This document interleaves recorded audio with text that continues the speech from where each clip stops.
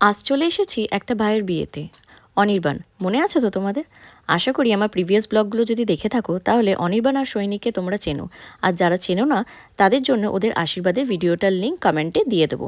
কাজের মাঝে চলে এলাম গায়ে হলুদ অ্যাটেন্ড করতে। আমাদের বাড়ির থেকে ওদের বাড়িটা বেশি দূরে না। আমাদের নতুন বর অনির্বাণ উর্ফ ছোট রেডি হয়ে একদম গায়ে হলুদটা সেরে নিয়েই চলো চলো সোহিনীকে আনি মনে মনে হয়তো ভাবছে। শৈবালের নাকি আমাদের বিয়ের সময় ঠিক একই রকম ফিলিংস ছিল, হয়তো অনির্বাণও ভাবছে।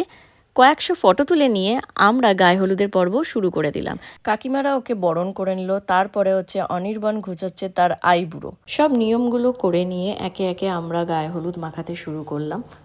এটা হলো ওর বৌদি রীতিকা, আর তার পাশে দাঁড়িয়ে আছে ওর হাজবেন্ড অরিত্র, হচ্ছে অনির্বাণের দাদা। এরা সবাই আমার বরের ছোটবেলার বন্ধু। তারপর কোনো কিছু বলার আগেই হয়ে গেল সব কিছু, তোমরাই চোখে দেখে নাও সবাই মিলে ওকে কি করলো। একটাও জায়গা ওর ছাড়া হয়নি যেখানে হলুদ লাগানো হয়নি।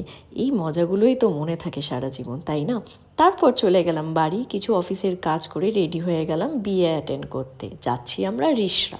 আমার ভিডিও যদি তোমাদের ভালো লেগে থাকে please like share and subscribe করে দিও। বেল আইকনটাকে কিন্তু হিট করতে ভুলো না, আমি যখনই ভিডিও আপলোড করব তোমরা নোটিফিকেশন পেয়ে যাবে। তারপরের আড্ডাগুলো নেক্সট পর্বে হবে।